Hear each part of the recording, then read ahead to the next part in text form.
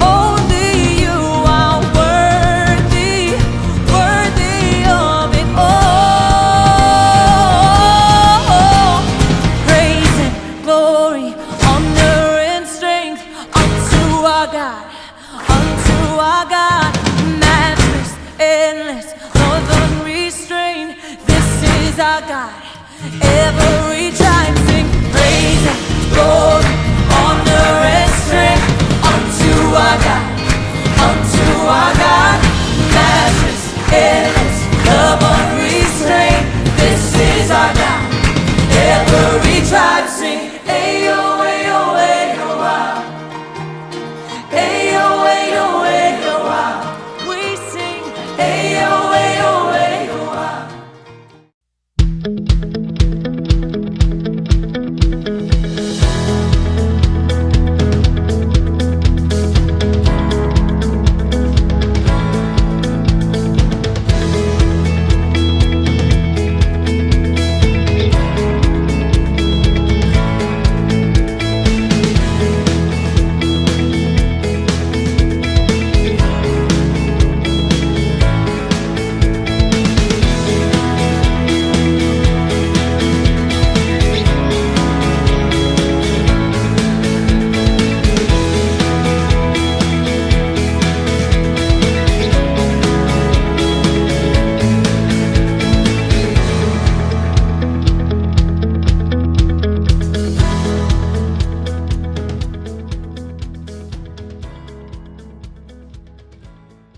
Mari kita berdoa.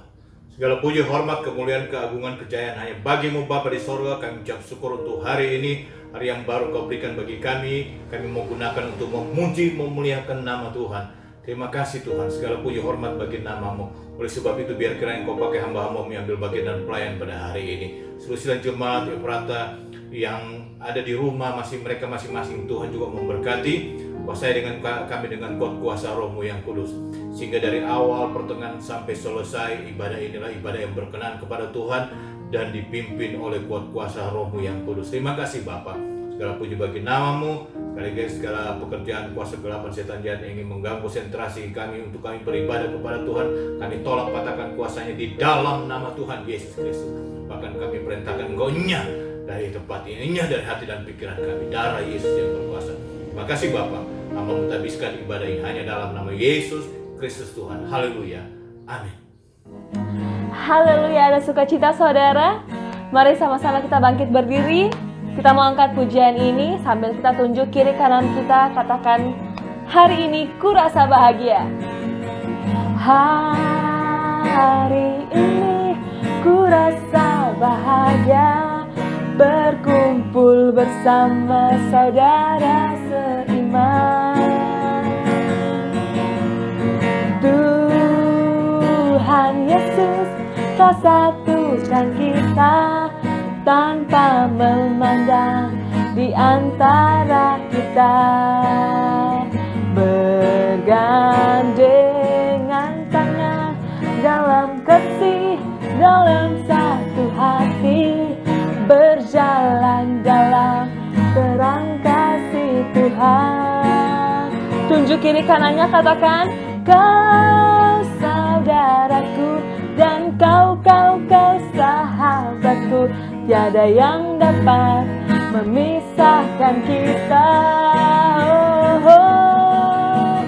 Kau saudaraku dan kau sahabatku, tiada yang dapat memisahkan kita.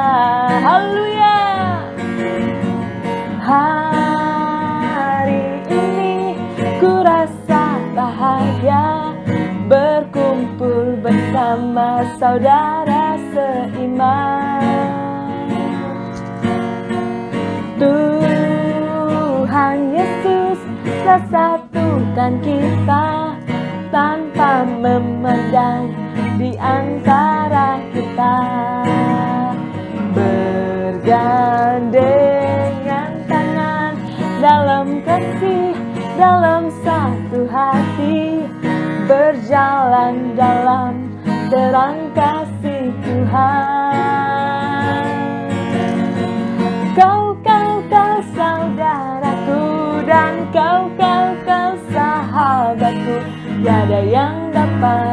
memisahkan kita. Oh, oh. Kau saudaraku, dan kau sahabatku. Tiada yang dapat memisahkan kita.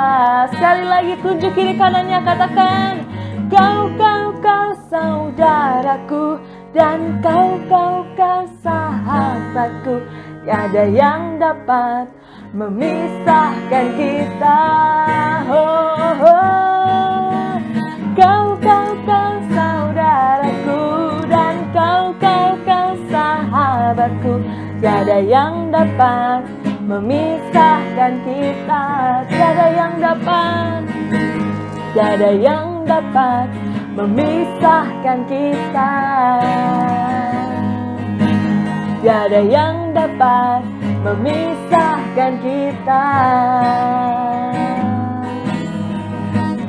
Oh, sungai sukacitamu mengalir dalamku. Oh yes, anggur sukacitamu melimpah dalamku. Ku menari dan bersuka, pujimu di setiap waktu, sebab sungai sukacitamu ada dalamku. Sekali lagi katakan, sungai sukacitamu mengalir dalamku. Oh yes, anggur sukacitamu melimpah dalamku. Ku menari dan bersuka, pujimu di setiap waktu, sebab sungai sukacitamu ada dalamku. Mengalir bersamamu, bersuka di dalammu, mengikutimu Tuhan dalam kegerakanmu, melayanimu Tuhan di dalam sukacitamu. Sebab hanya Tuhan yang membuat suka citaku penuh. Haleluya, kita ulangi pujian ini dari awal. Sungai sukacitamu mengalir dalamku. Oh yes, anggur sukacitamu melimpah dalamku. Ku menari dan bersuka, pujimu di setiap waktu, sebab sungai sukacitamu ada dalamku. Mengalir bersamamu, bersuka di dalammu, mengikutimu Tuhan dalam kegerakanmu, melayanimu Tuhan di dalam sukacitamu. Sebab hanya Tuhan yang membuat suka citaku penuh. Sebab hanya Tuhan yang membuat suka citaku penuh. Sebab hanya Tuhan yang membuat suka citaku penuh. Haleluya, berikan sorak-sorai bagi Tuhan kita. Haleluya. Silakan duduk kembali jemaat Tuhan. Tiba saatnya kita akan memberikan korban persembahan dan akan mendengarkan kebenaran firman Tuhan. Persembahan dapat saudara berikan melalui nomor rekening yang tertera di bawah. Sebelum kita memberikan persembahan kita, mari kita satu dalam doa. Haleluya, segala pujian syukur Tuhan, kami panjatkan kehadirat-Mu Tuhan. Terima kasih Tuhan untuk sehari lagi Tuhan, seminggu lagi Tuhan. Kami boleh berkumpul kembali Tuhan untuk melakukan ibadah kami walaupun secara online Bapa. Terima kasih Tuhan untuk penyertaan kepada setiap kami Bapa. Sehingga pada hari ini Tuhan, Kami akan memberikan korban persembahan kami Tuhan. Kiranya persembahan Tuhan yang akan kami berikan ini Tuhan, Engkau berkati Tuhan. Biarlah persembahan kami ini Tuhan boleh kami pakai Tuhan untuk melebarkan pekerjaan surga di muka bumi ini Tuhan. Kau juga memberkati Tuhan pekerjaan umat-Mu Tuhan, apapun yang mereka kerjakan Tuhan, Kau tetap memberkati mereka Bapa. Terima kasih Tuhan, terima kasih Bapa. Kami siap untuk memberikan korban sembahan dan hanya di dalam nama Tuhan Yesus kami sudah berdoa. Haleluya, amin.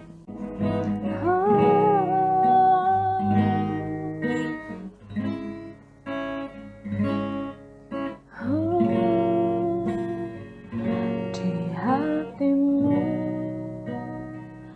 terukir namaku, di matamu terlukis wajahku, bukan karena kuat gagahku, namun hanya karena kemurahan-Mu. Meski terkadang aku terjatuh, tak pernah lelah Kau hampiriku, memelukku dengan cinta-Mu. Betapa besar mulia kasih-Mu. Bagi-Mu Tuhan segala pujian, hormat kemuliaan tiada ternilai. Salib-Mu Tuhan sungguh berharga. Engkau Yesus.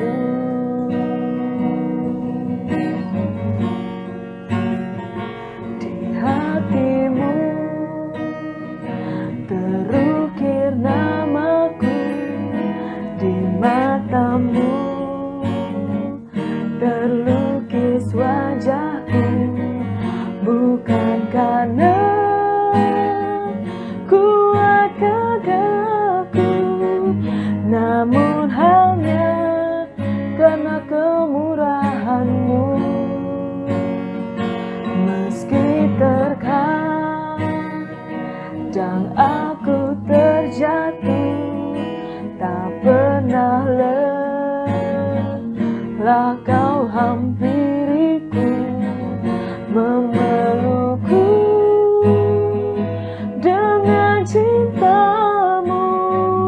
Betapa besar mulia kasih-Mu. Bagi-Mu Tuhan segala pujian, hormat kemuliaan tiada ternilai.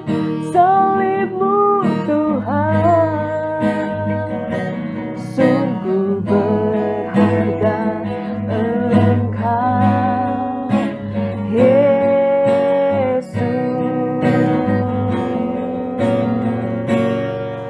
Bagi-Mu Tuhan segala pujian, hormat kemuliaan tiada ternilai.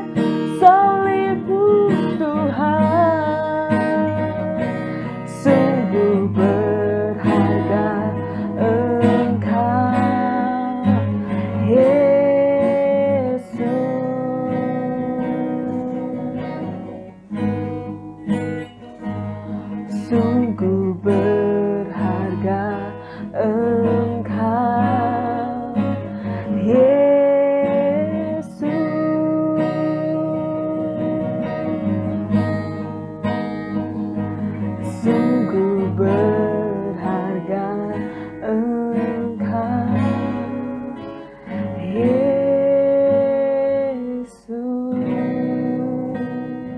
Bapak Ibu, sebelum kita dengar firman Tuhan, mari kita berdoa.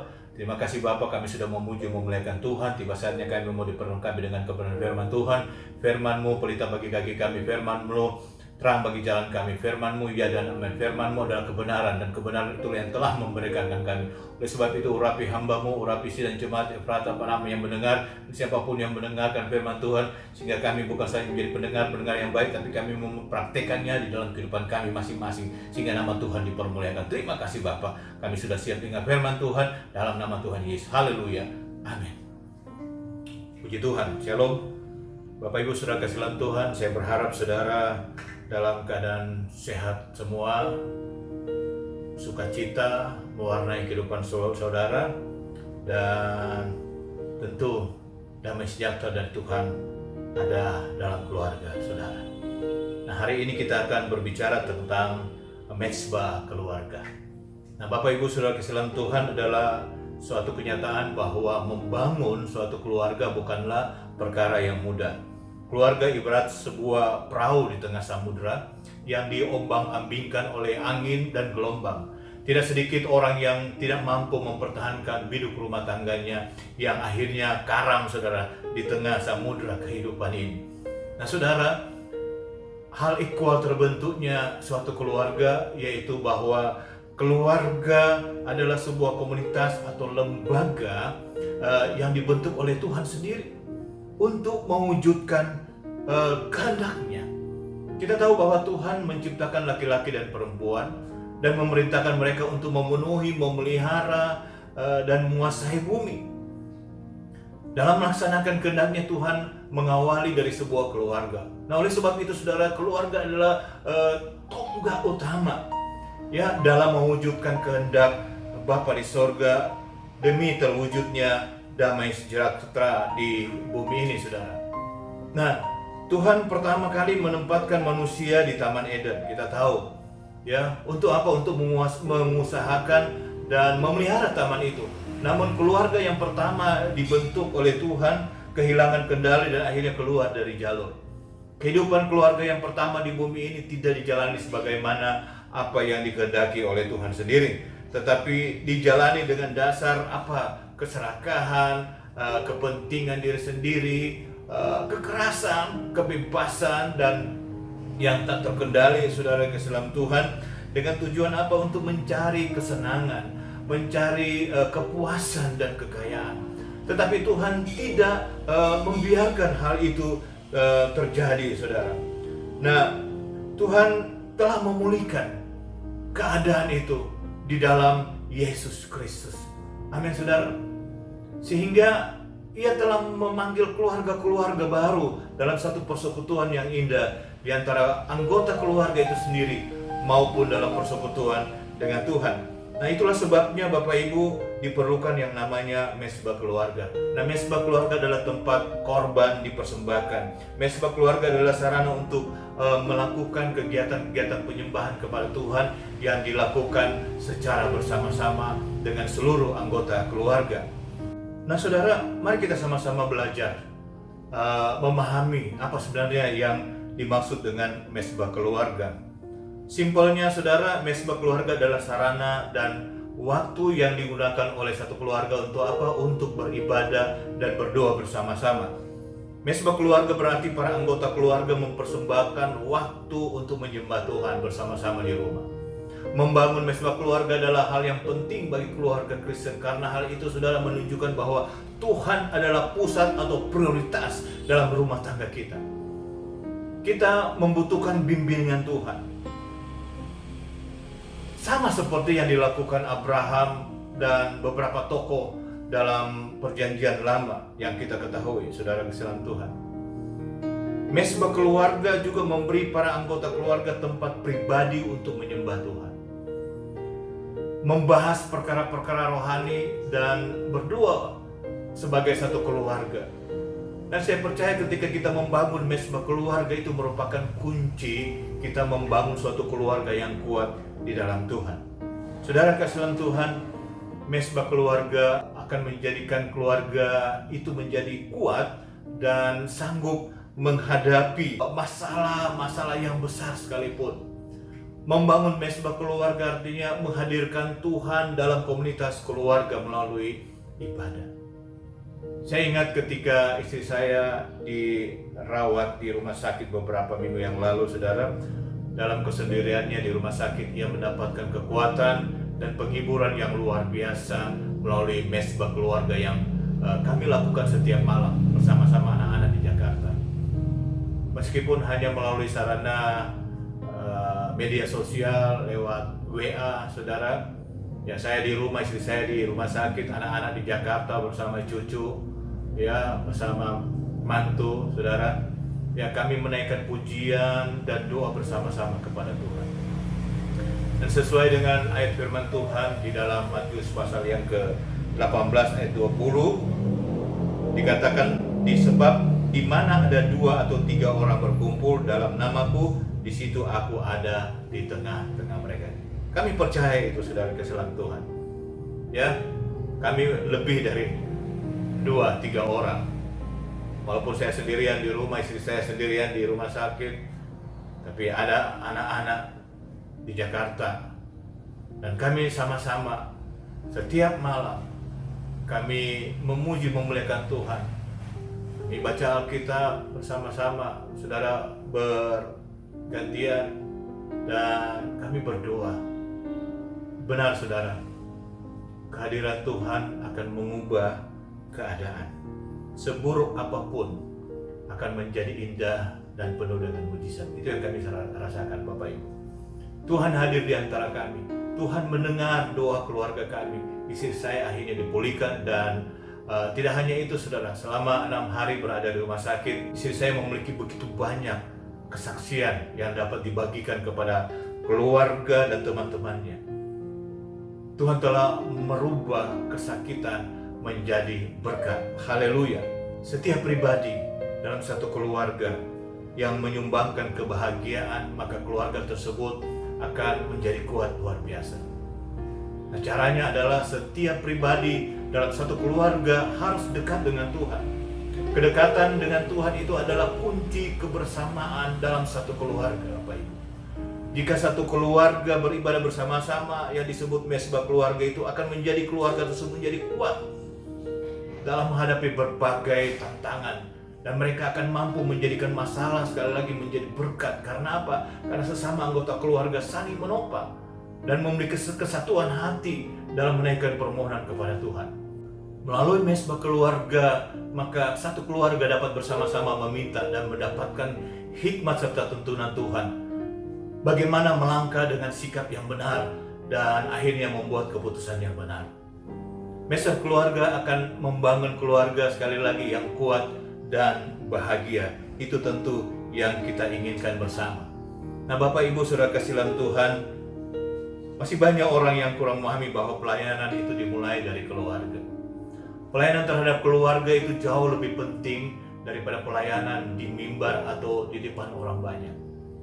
Bahkan tidak sedikit hamba-hamba Tuhan, saudara, yang terjebak dan dengan jam pelayanan yang padat sehingga mereka jarang berada di rumah dan tidak memiliki waktu untuk mendidik anak-anak mereka sesuai dengan kebenaran firman Tuhan.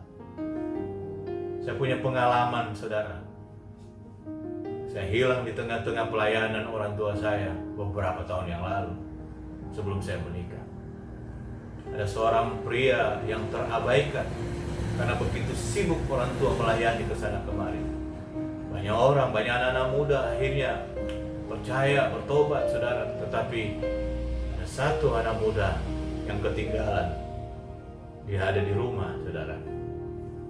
Dan itu menjadi pengalaman saya sebelum saya menikah, dan akhirnya saya pergi sekolah Alkitab.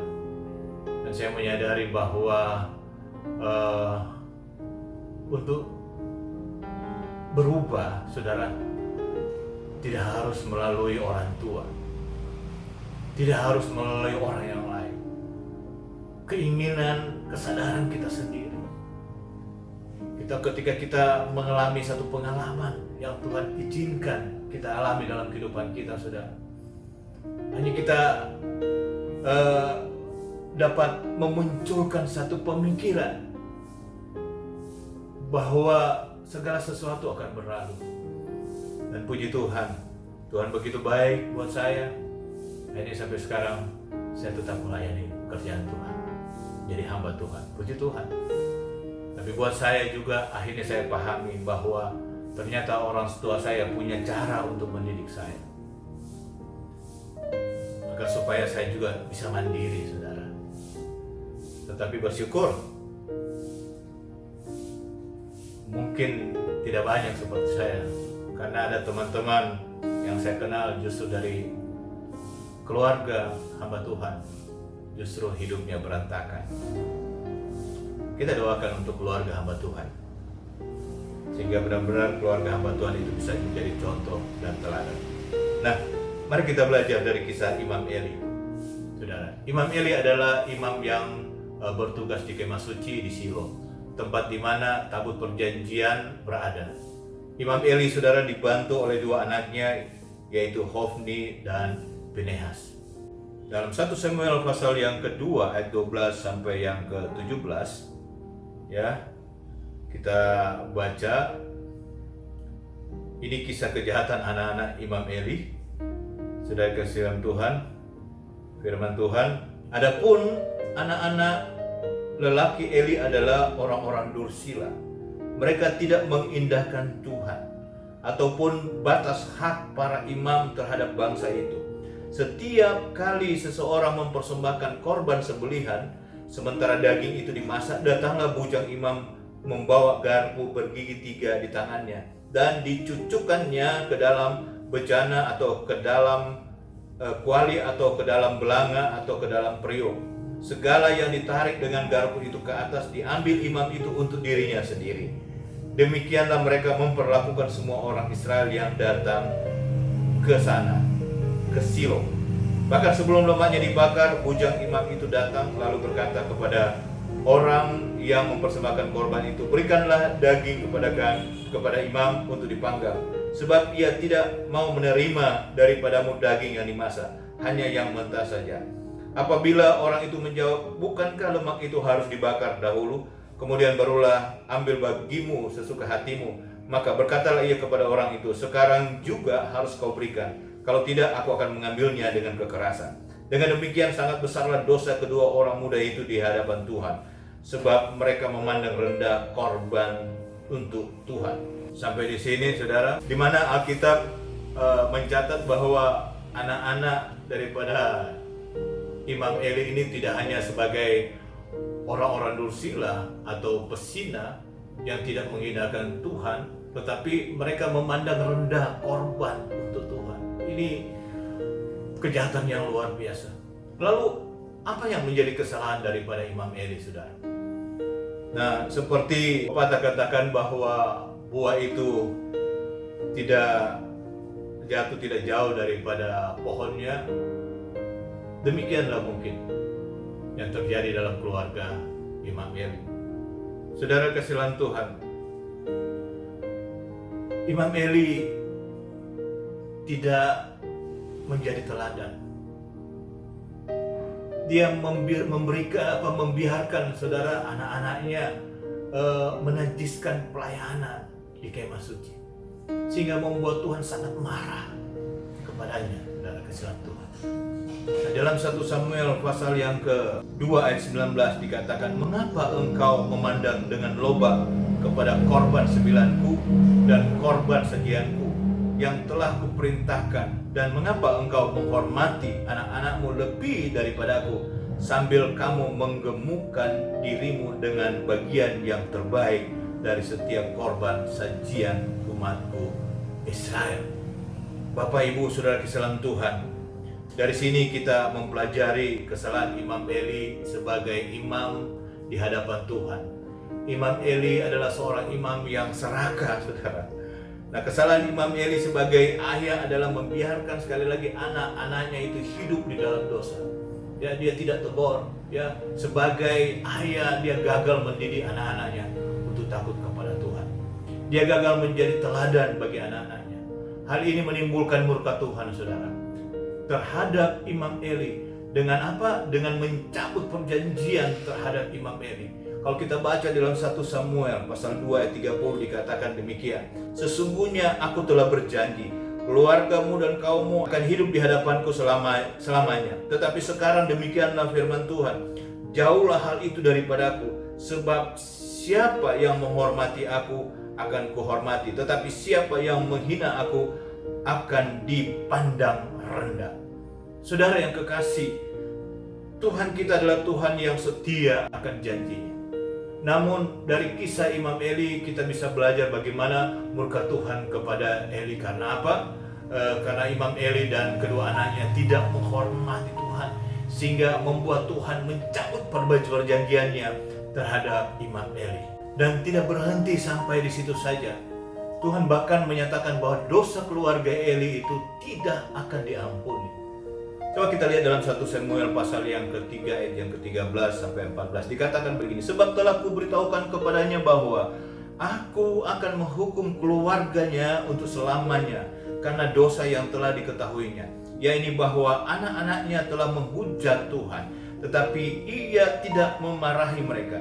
Sebab itu aku telah bersumpah kepada keluarga Eli bahwa dosa keluarga Eli takkan dihapuskan dengan korban sembelihan atau dengan korban sajian untuk selamanya.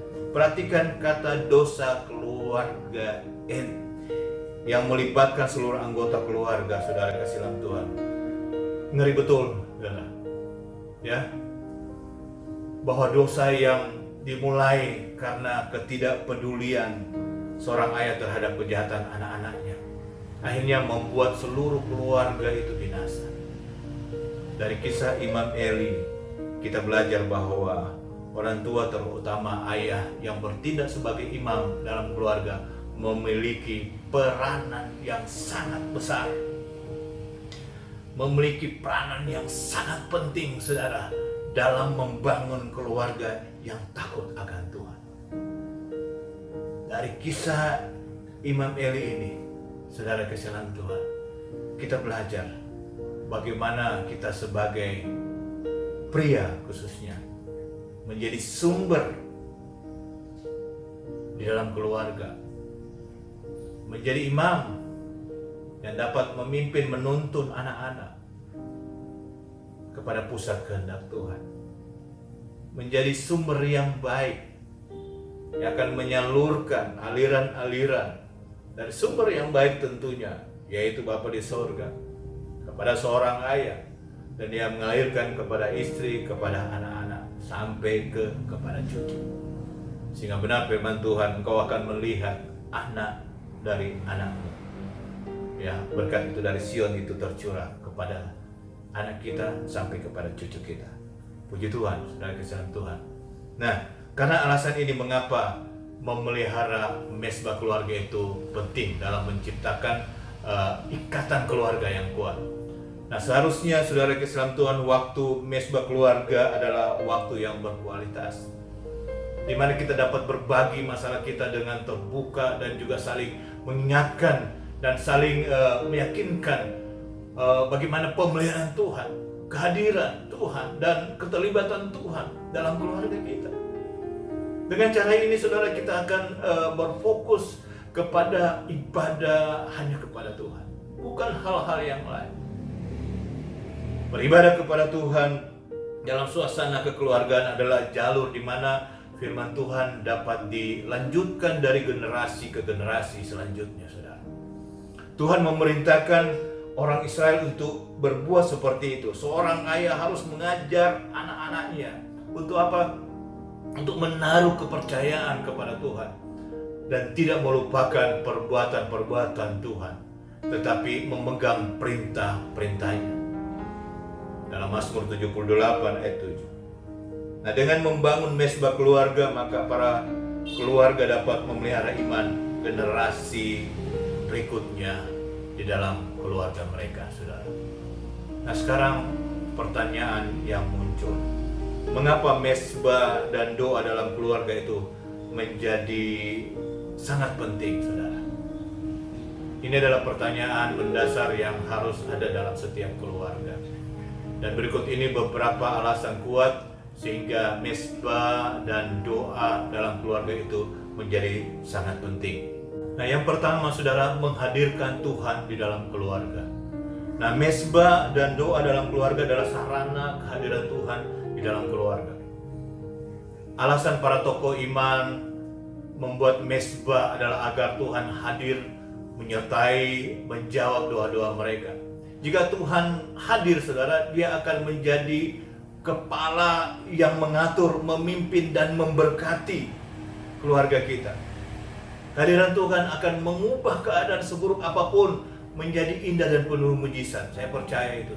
Karena itu kita pun harus membangun mezbah doa di mana Tuhan dapat hadir dan memberkati keluarga kita.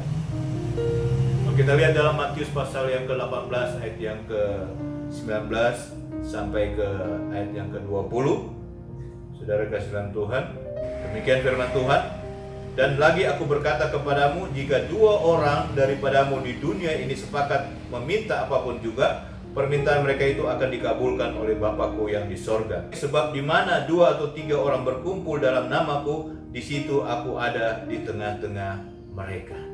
Yang kedua, mengapa begitu penting membangun mezbah keluarga, saudara? Adalah bukti kesatuan dan kesatian dalam Tuhan. Mezbah dan doa dalam keluarga adalah wadah untuk mempersatukan dan membina keluarga dalam kasih Tuhan. Tuhan Yesus berkata bahwa keluarga yang terpecah-pecah tidak akan bertahan menghadapi kesulitan apapun. Kalau kita lihat di dalam Markus pasal yang ketiga ayat 25 dikatakan, dan jika suatu rumah tangga terpecah-pecah, rumah tangga itu tidak dapat bertahan. Tetapi kesatuan yang kuat akan mendatangkan kemenangan bagi keluarga itu. Amin. Mezbah dan doa dalam keluarga merupakan sarana yang paling tepat sekali lagi untuk apa? Mempersatukan roh dalam keluarga.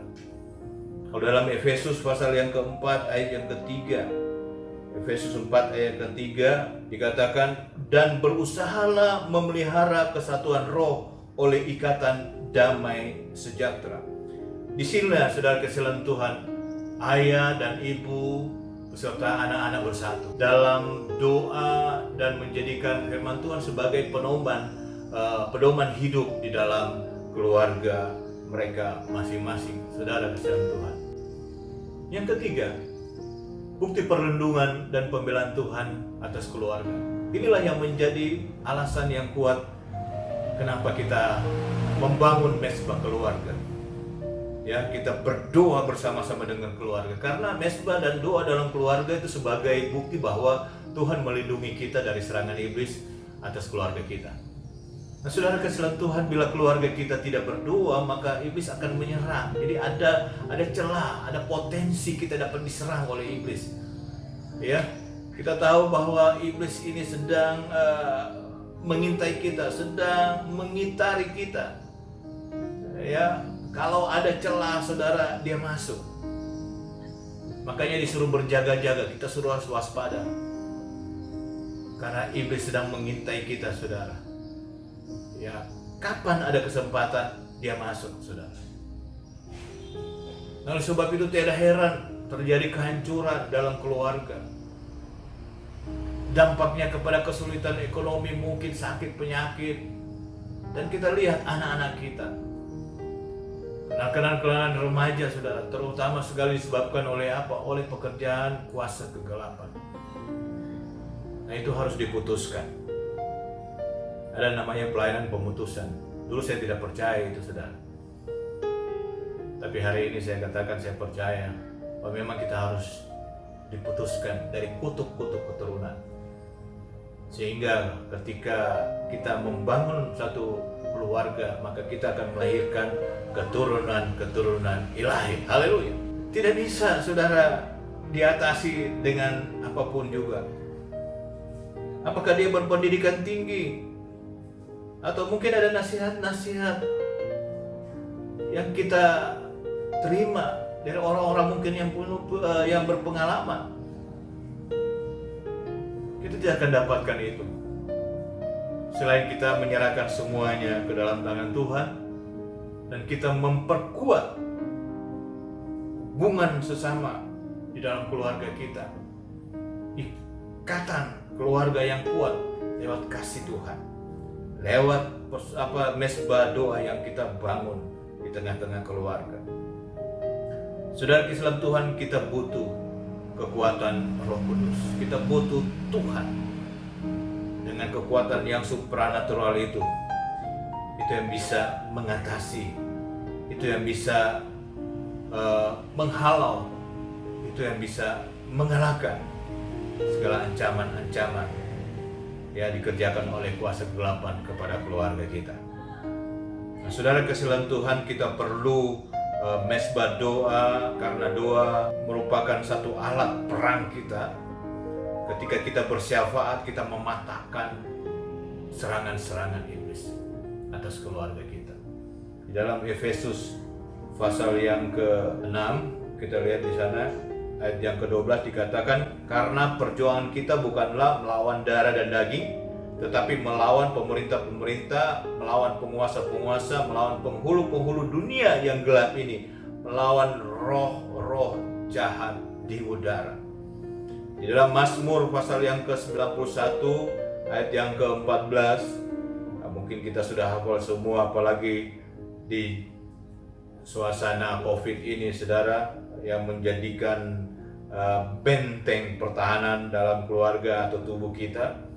Dikatakan di dalam ayat yang ke-14, masuk ke 91, sungguh hatinya melekat kepadaku, maka aku akan meluputkannya, aku akan membentenginya, sebab ia mengenal namaku.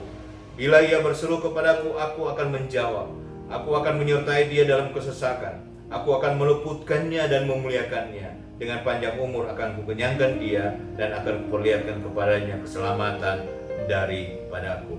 Saudara kasihan Tuhan, ayat-ayat ini dari ayat pertama sampai ayat yang kita sudah dengar hari ini, saudara, ini menjadi ayat-ayat andalan keluarga-keluarga orang percaya pada hari-hari ini, bahwa ada perlindungan Tuhan. Dalam lindungan Tuhan, ya, dikatakan ayat yang pertama, orang yang duduk dalam lindungan yang maha tinggi, yang bermalam dalam naungan yang maha kuasa, akan berkata kepada Tuhan, tempat perlindunganku dan kubu pertahananku. Ya, Tuhan yang ku percayai. Saudara kasihan Tuhan, ini penting bagi kita membangun mesbah dan berdoa bersama keluarga. Kita membuktikan bahwa ada perlindungan dan pembelaan Tuhan atas keluarga kita. Nah, saudara kasihan Tuhan, Tuhan akan membantu kita untuk membangun mesbah. Kalau engkau katakan mungkin sulit, tapi percayalah, ketika engkau punya kesadaran, engkau punya niat untuk mulai membangun mesbah dalam keluarga, membangun bersama-sama berdoa, saya percaya Tuhan akan menolong, Tuhan akan membantu kita. Dalam Mazmur 127 ayat yang pertama dikatakan demikian, jikalau bukan Tuhan yang membangun rumah, sia-sialah usaha orang yang membangunnya. Jikalau bukan Tuhan yang mengawal kota, sia-sialah pengawal berjaga-jaga. Menjadi ayat hafalan bagi kita, saudara. Kalau tidak ada keterlibatan Tuhan di dalam keluarga rumah tangga kita, saudara kasihan Tuhan, itu sia-sia. Apa yang kita usahakan, apa yang kita bangun, apa yang kita lakukan untuk mungkin memprotek keluarga kita, saudara kasihan Tuhan, itu akan sia-sia kalau bukan Tuhan. Saya ulangi lagi, jikalau bukan Tuhan yang membangun rumah, sia-sialah usaha orang yang membangunnya. Jikalau bukan Tuhan yang mengawal kota, sia-sialah katanya pengawal berjaga-jaga. Saudara, membangun mesbah keluarga sangat membutuhkan yang namanya disiplin rohani dan harus menjadi prioritas dalam setiap keluarga. Walaupun membangun mesbah keluarga itu mungkin memberikan tantangan, ya, tetapi dengan komitmen yang tulus, doa yang tekun dan iman yang tak tergoyahkan, Tuhan akan menyertai kita. Tuhan akan menolong, Tuhan akan membantu kita untuk membangun mesbah keluarga yang berhasil. Tidak ada hambatan yang tidak dapat diatasi jika kita giat mencari Tuhan. Dengan mesbah keluarga, saudara kasihan Tuhan, kita merendahkan diri di hadapan Tuhan. Kita minta tuntunan Roh Kudus. Saudara, tidak diragukan lagi, sekali lagi, bahwa Ia akan menjadikan, ya, keluarga kita sebuah sejarah di dalam perkembangan rohani kita. Ya, bukan keluarga yang menjadi troublemaker, tetapi keluarga yang menjadi history maker, pembuat sejarah. Itu akan menjadi satu kesaksian bagi orang lain ketika kita mempraktikkan di dalam kehidupan kita. Bapak Ibu Saudara dalam Tuhan, jika setiap keluarga dapat membangun sebuah mezbah keluarga yang kuat, sebuah mezbah yang diperkenankan dan diberkati Tuhan secara nyata, maka kita lihat bukan saja kita menjadi kesaksian bagi orang lain, bukan saja kita mengalami hal-hal yang dahsyat luar biasa yang Tuhan kerjakan dalam kehidupan kita. Seperti dalam 1 Korintus pasal yang kedua ayat 9, demikian firman Tuhan, apa yang tidak pernah dilihat oleh mata kita, yang tidak pernah didengar telinga kita, saudara, tidak pernah timbul dalam hati kita, itu disediakan bagi orang-orang yang mengasihi Dia. Saya percaya, saudara, karena kita sudah mempraktikkan dalam kehidupan kita, keluarga kita, kita mempraktikkan kasih kita, jelas itu kasih itu muncul karena kita merespon kasih Bapa yang luar biasa ketika kita percaya Yesus Kristus sebagai Tuhan dan Juru Selamat kita. Ini yang Tuhan lakukan dan Tuhan kerjakan di dalam kehidupan kita. Saya katakan bukan itu saja, tetapi lebih daripada itu untuk kemuliaan Tuhan. Haleluya. Bapak yang sudah kasih dalam Tuhan, mezbah keluarga perlu dilakukan oleh setiap keluarga karena sekali lagi mengandung berkat-berkat Tuhan yang luar biasa. Jadi dasar kita sekali lagi saya ingatkan bahwa Matius 18 kita memulai dari 2 atau 3 orang, saudara. Jika 2 orang daripadamu di dunia ini, katanya, sepakat meminta apapun juga, permintaan mereka itu akan dikabulkan oleh kata firman Tuhan. Saya bacakan, dan lagi aku berkata kepadamu, dalam Matius 18, 19-20, jika 2 orang daripadamu di dunia ini sepakat meminta apapun juga, permintaan mereka itu akan dikabulkan oleh Bapa-Ku yang di sorga. Sebab di mana 2 atau 3 orang berkumpul dalam nama-Ku, di situ Aku ada. Di situ Aku ada di tengah-tengah mereka. Alkitab memberikan kesaksian bagaimana para nabi, tokoh-tokoh Alkitab membangun mezbah keluarga. Ya, mereka mengalami lawatan Tuhan dan berkat-berkat Tuhan yang luar biasa. Kita tahu Abraham, saudara, ketika Abraham meninggalkan Haran dalam cerita Alkitab, saudara, di dalam kitab Kejadian, ya, dan masuk ke tanah Kanaan, hal pertama yang dia lakukan adalah mendirikan mezbah bagi Tuhan. Kalau kita baca dalam kitab Kejadian pasal yang ke-12 ayat yang ke-7, firman Tuhan, ketika itu Tuhan menampakkan diri kepada Abraham dan berfirman, Aku akan memberikan negeri ini kepada keturunanmu, maka didirikannya di situ mezbah bagi Tuhan yang telah menampakkan diri kepadanya. Nabi Nuh, saudara, demikian juga. Dia melakukan hal yang sama, dia mendirikan mezbah bagi Tuhan. Lalu apa? Tuhan memberkati Nuh dan anak-anaknya. Kalau kita baca dalam Kejadian pasal 8 ayat 20 dikatakan, lalu Nuh mendirikan mezbah bagi Tuhan dari segala binatang yang tidak haram dan dari segala burung yang tidak haram diambilnya lah beberapa ekor, lalu ia mempersembahkan korban bakaran di atas mezbah itu. Di dalam ayat pasal 9 ayat 1-2 dikatakan bahwa Tuhan memberkati Nuh dan anak-anaknya. Setelah berfirman kepadanya dikatakan, beranak cuculah dan bertambah banyaklah, serta penuhilah bumi, akan takut dan akan gentar kepadamu segala binatang di bumi dan segala burung di udara, segala yang bergerak di muka bumi dan segala ikan di laut, ke dalam tanganmu lah semuanya itu diserahkan.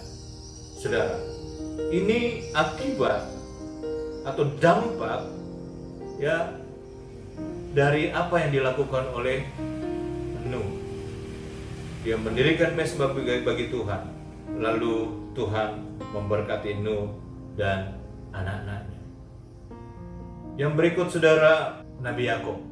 Ya kita tahu di dalam kitab Kejadian pasal yang ke-35 ayat yang ketiga dikatakan, marilah kita bersiap-siap dan pergi ke Betel.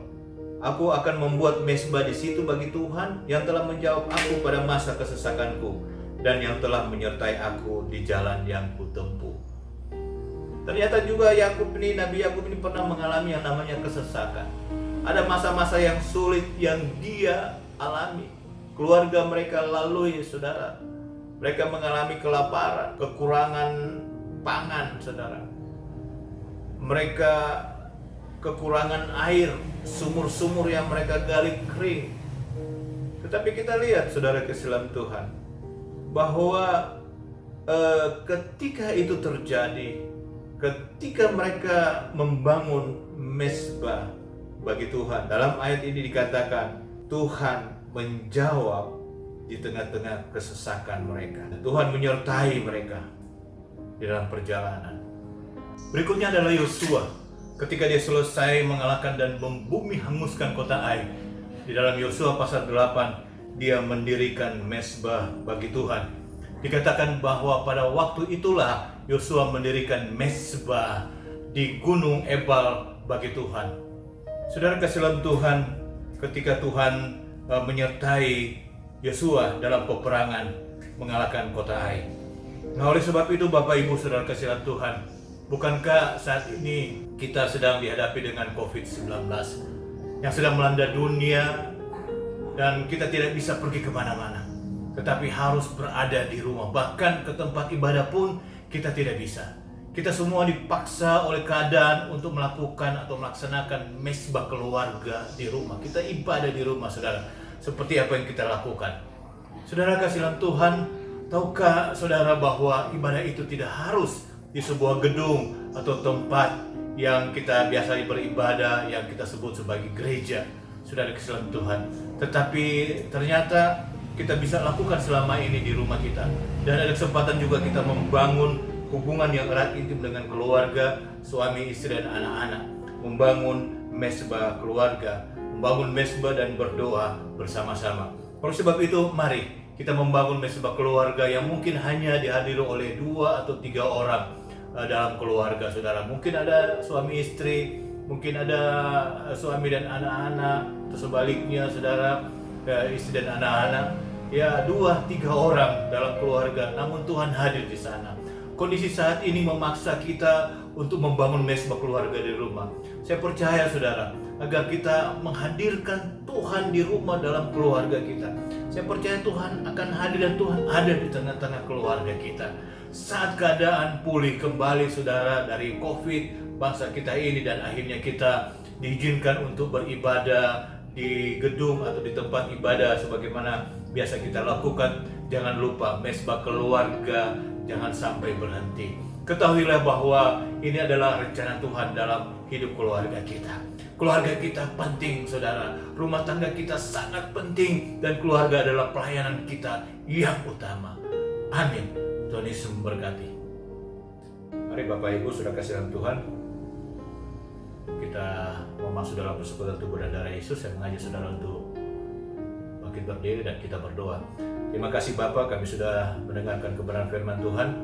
Biar kiranya firman-Mu tertanam dalam kehidupan kami, sehingga benih-benih firman Tuhan yang sudah ditaburkan itu dia bertumbuh dan menjadi besar, menghasilkan buah-buah lebat untuk hormat kemuliaan nama Tuhan. Saatnya kami akan masuk dalam persekutuan tubuh dan darah Yesus. Layakkan kami Tuhan, baik hamba yang melayani maupun yang dilayani, jemaat Tuhan yang ada di rumah mereka masing-masing, sehingga apa yang kami lakukan berkenan kepada Tuhan. Bukan kutuk tapi berkat yang kami dapat setelah kami bersekutu dan tubuh dan darah Yesus. Terima kasih Bapa, di dalam nama Tuhan Yesus Kristus. Haleluya. Amin. Mari Bapak Ibu kita mengangkat roti yang ada di tangan kanan kita. Dengarkan firman Tuhan sebelum kita makan roti ini. Sebab apa yang telah kuteruskan kepadamu telah kuterima dari Tuhan, yaitu bahwa Tuhan Yesus pada malam waktu ia diserahkan mengambil roti, dan sesudah itu ia mengucap syukur atasnya, ia memecah-mecahkannya dan berkata, inilah tubuhku yang diserahkan bagi kamu. Perbuatlah ini menjadi peringatan akan aku. Percayakah saudara ketika saudara makan roti ini merupakan persekutuan dengan tubuh Kristus? Amin. Kita makan dalam nama Tuhan Yesus Kristus. Haleluya.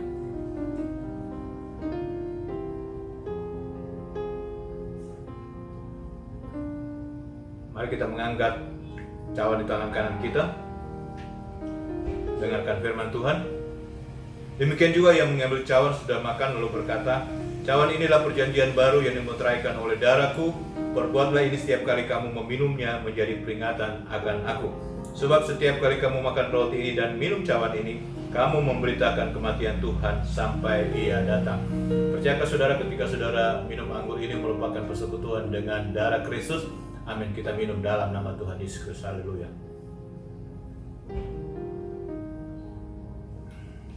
Haleluya. Terima kasih Tuhan. Mari kita mengucap syukur. Segala puji, hormat, kemuliaan, agungan bagimu Tuhan. Terima kasih. Kami boleh bersekutu dengan tubuh dan darah Yesus. Kita percaya firman katakan oleh bilur-bilurnya kami telah dipulihkan, kami telah disembuhkan. Kami percaya Tuhan, Engkau akan mengerjakan sesuatu yang tidak pernah kami pikirkan untuk kemuliaan nama Tuhan. Terima kasih Bapa. Terima kasih Tuhan. Segala puji bagi namamu. Hamba sudah berdoa mengucap syukur atas persekutuan tubuh dan darah Kristus. Haleluya, haleluya. Amin. Salam Bapak Ibu Saudara-saudari, mari kita satu dalam doa. Segala puji syukur hanya bagimu Tuhan. Terima kasih buat waktu kesempatan yang Tuhan sediakan bagi kami Jemaat Efrata Panama. Walaupun kami di rumah masing-masing, kembali kami datang di hadapan Tuhan, mencari wajah Tuhan, membangun hubungan erat intim dengan Tuhan lewat ibadah hari ini. Kami juga sudah memuji, menyembah, meninggikan dan mengagungkan Engkau Tuhan, sebab hanya Tuhan yang layak terima pujian, hormat dan syukur kami. Terima kasih Tuhan, biar apa yang kami persembahkan hari ini menjadi dupa yang berbau harum di hadapan Tuhan. Kami juga bersyukur, berterima kasih kepada Tuhan. Kami sudah dilawat dan diberkati lewat kebenaran firman Tuhan hari ini. Kami percaya firman Tuhan hari ini memberikan kami pengertian, pemahaman yang baru, bahkan mengingatkan kami, mengajarkan kami untuk kami terus membangun mesbah keluarga. Karena di dalam mesbah keluarga, iman kami semakin bertumbuh, iman kami semakin kuat Tuhan di dalam Engkau. Kami percaya firman Tuhan hari ini tidak berlalu begitu saja, tetapi tinggal di dalam hati kami, hidup kami, berakar, bertumbuh, dan menghasilkan buah untuk hormat dan kemuliaan nama Tuhan. Terima kasih Tuhan. Berkati juga Bapak Gembala yang sudah menjadi saluran berkat bagi kami Jemaat Efrata Panama. Biar urapan yang baru Tuhan terus nyatakan di dalam pelayanannya, sehingga dimanapun Bapak Gembala berdiri melayani, banyak jiwa-jiwa dipersembahkan untuk hormat dan kemuliaan nama Tuhan. Berkati juga penggembalaannya yang Tuhan percayakan di Jemaat Efrata Panama. Biar hikmat marifat, kuat kuasa Tuhan, kesehatan yang baik, tenaga yang ekstra, Tuhan terus nyatakan di dalam kehidupannya dan di dalam penggembalaannya.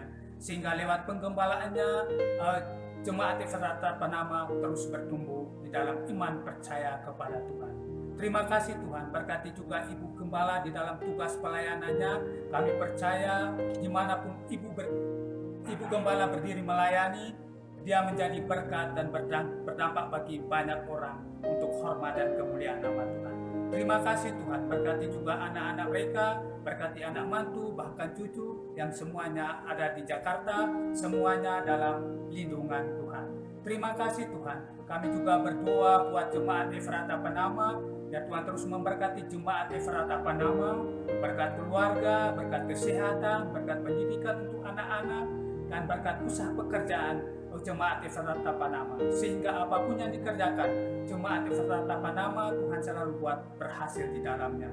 Terima kasih Tuhan. Kami juga berdoa buat anak-anak-Mu, hamba-hamba-Mu yang sudah ambil bagian dalam pelayanan hari ini.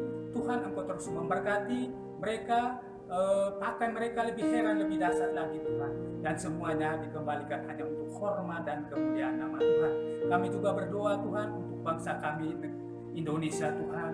Kami terus bawa bangsa kami ini di hadapan Tuhan. Biar Tuhan terus memberkati bangsa kami, melawat bangsa kami, memulihkan bangsa kami Tuhan dari semua aspek kehidupan. Terutama Tuhan dari virus corona yang masih melanda bangsa kami. Biar Tuhan memberkati bangsa kami sehingga Tuhan bangsa kami ini boleh bebas, boleh lepas dari virus corona. Terima kasih Tuhan, pemerintahan bangsa kami juga kami serahkan dalam tangan Tuhan. mulai dari pemimpin yang tertinggi presiden sampai pemimpin yang terendah RW RT Tuhan. Tuhan memberikan mereka kekuatan, kemampuan, hikmat Tuhan, bahkan roh takut akan Tuhan, sehingga mereka dapat menjalankan tugas pelayanan mereka dengan sebaik-baiknya, dengan seadil-adilnya Tuhan, dan dengan sejujur-jujurnya. Dan semua kebijakan yang mereka ambil, yang diputuskan benar-benar hanya untuk kepentingan rakyat Indonesia. Terima kasih Tuhan. Berkati juga Tuhan tim medis yang ada, para dokter, perawat Tuhan, di mana mereka adalah garda terdepan dalam menangani virus corona. Oleh sebab itu Tuhan terus memberikan mereka kemampuan, kekuatan, hikmat, kesehatan yang baik, sehingga mereka dapat menjalankan tugas pelayanan mereka dengan sebaik-baiknya. Dan kami terus berdoa juga Tuhan, sehingga mereka juga terhindar dari virus yang ada. Terima kasih Tuhan. Kota kami Makassar kami juga serahkan dalam tangan Tuhan. Biar Tuhan terus memberkati kota kami, menjaga, melindungi kota kami, di mana Tuhan virus corona juga masih ada di tengah kota kami Makassar. Biar Tuhan belas kasihan Tuhan turun atas kota kami, sehingga kota kami ini boleh lepas, boleh bebas Tuhan dari virus corona. Terima kasih Tuhan. Ini doa kami bawa, kami serahkan dalam tangan Tuhan. Dan biarlah hanya kehendak Tuhanlah yang jadi. Di dalam nama Tuhan Yesus Kristus, hamba berdoa mengucap syukur. Haleluya. Amin.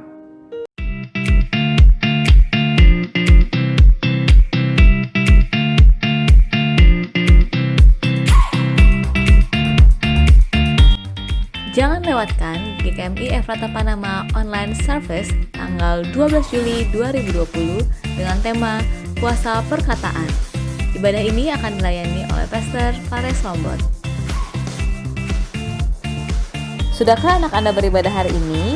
Jangan lewatkan kesempatan untuk setiap anak-anak bisa beribadah di Holy Kids Panama Online Service yang dapat diakses melalui channel YouTube GKMI Efrata Panama.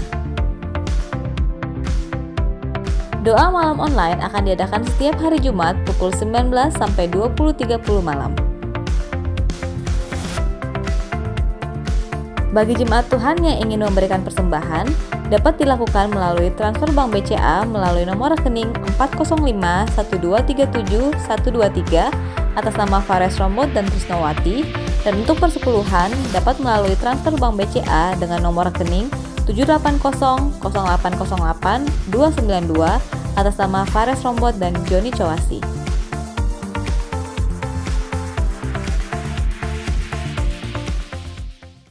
Bapak Ibu, mari kita bangkit berdiri, kita akan mengakhiri ibadah pada saat ini. Mari kita berdoa. Terima kasih Tuhan, kami boleh beribadah bakti kepadamu. Terima kasih atas campur tangan Tuhan dalam ibadah ini Tuhan. Kami mengucap syukur untuk semuanya ini. Hamba berdoa untuk sidang jemaat Efrata Panama yang ada di rumah mereka masing-masing. Tuhan memberkati. Usaha pekerjaan mereka diberkati oleh Tuhan. Pendidikan anak-anak mereka diberkati oleh Tuhan. Bahkan ketika mereka dalam keadaan sakit hari ini, dalam nama Tuhan Yesus mereka disembuhkan. Ketika mereka dalam keadaan lemah dikuatkan dan membutuhkan pertolongan, ditolong dalam nama Tuhan Yesus Kristus.